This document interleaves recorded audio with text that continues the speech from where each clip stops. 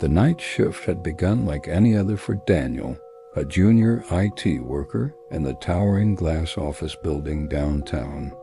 As the last of his co-workers' footsteps faded into silence hours ago, he found himself alone with only the hum of servers and the soft flicker of fluorescent lights overhead for company. The clock ticked past midnight when Daniel finally packed up to leave. The city outside lay empty and still. His footsteps echoed through the vast lobby as he made his way toward the elevators.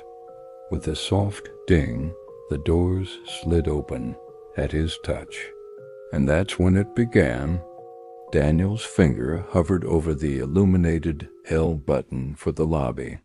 He pressed it, and the elevator lurched into motion with a low hum. But as the floors ticked by, something felt off. Instead of gliding to a smooth stop at ground level, the elevator shuddered and slowed unexpectedly. The digital display above the doors flickered erratically. Where a floor number should have been, only a blank square appeared. Then, without warning, it changed to a symbol Daniel had never seen before, an angular glyph that seemed to writhe before his eyes. With a metallic groan that sent chills down his spine, the elevator doors slowly parted.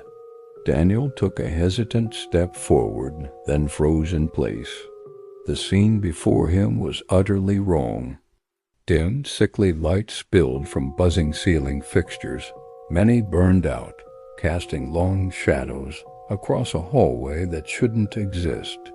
The walls had an aged, yellowish tint that spoke of decades of neglect.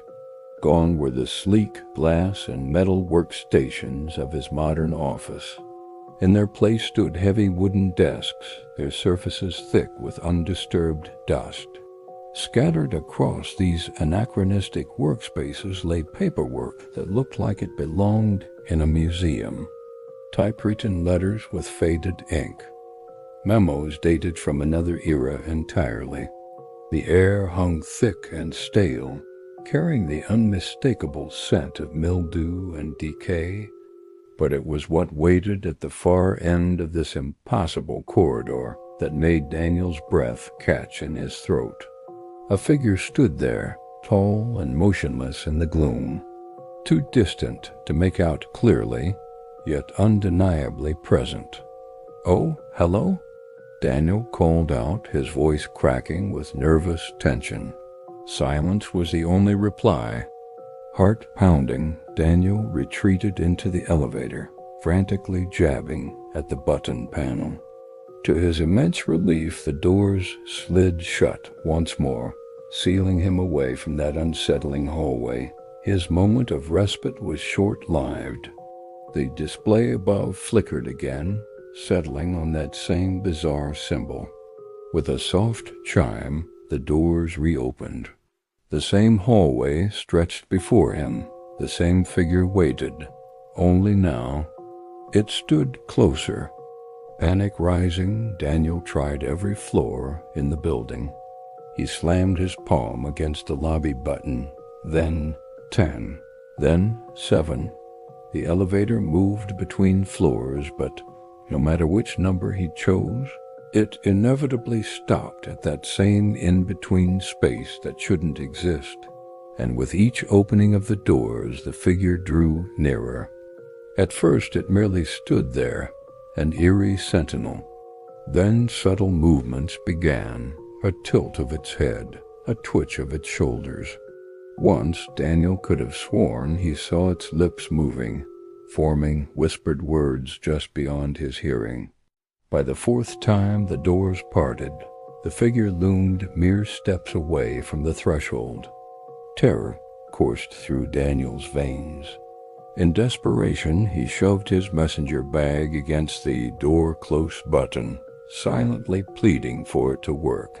The doors finally shut, and the elevator began to rise, bypassing the nightmare floor. A choked laugh of relief escaped his lips as the numbers ticked upward. Maybe this ordeal was finally over. Until the elevator ground to a halt once more. Floor 12, his own office level. The doors slid open with a soft hiss. But the familiar hallway Daniel had left hours ago was gone. Violent strobes of failing lights illuminated a scene of utter chaos. Every desk lay overturned, drawers spilled open. Papers whirled through the air as if caught in an invisible cyclone. And there, at the far end of the ravaged corridor, the figure stood waiting.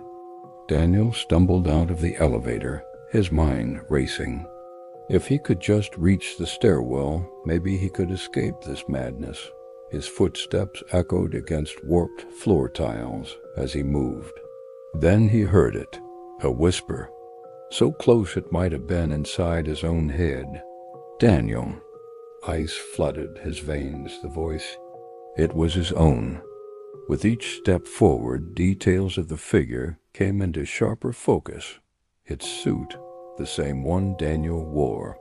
Its hair fell across its forehead in an achingly familiar way, and when the strobing lights caught its face, the horrible truth became clear. The figure was him. An exact duplicate of Daniel stood before him, but wrong in ways that defied explanation. Its skin was too pale, its grin too wide, and its eyes, they were black voids devoid of anything human. The doppelganger took a step closer. Daniel's survival instinct kicked in, sending him bolting back toward the elevator. He slammed into the metal box, frantically mashing buttons, screaming for it to move. The doors began to close, agonizingly slow. Just before they sealed shut, the other Daniel raised its hand, pressing its palm flat against the metal surface. As the elevator lurched into motion, a cold imprint lingered on the door like a layer of frost.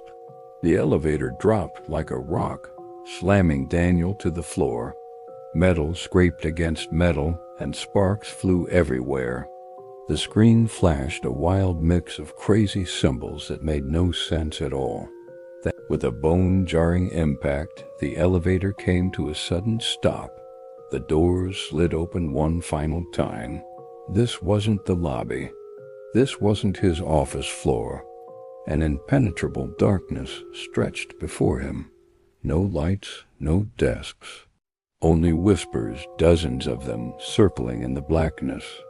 Among the cacophony of voices, Daniel heard his own, calling out from the void. He tried to step backward, to retreat into the relative safety of the elevator. But the doors snapped shut behind him with brutal finality. The whispers grew in volume and urgency, rising to a crescendo of screams that threatened to shatter Daniel's sanity. And then ... silence fell like a heavy curtain. The next morning, the day shift arrived to find Daniel's belongings abandoned inside the elevator. His bag, his phone, his keys, all present and accounted for. But of Daniel himself, there was no trace. In the days and weeks that followed, search parties combed the building. Police interviewed everyone who had seen him last. His family pleaded for information on the nightly news. But Daniel was never seen again. And sometimes when the night shift lingers too late in that glass tower, when the city sleeps and silence reigns, the elevator stops on a floor that doesn't exist in any blueprint. The doors open to a hallway that defies reality.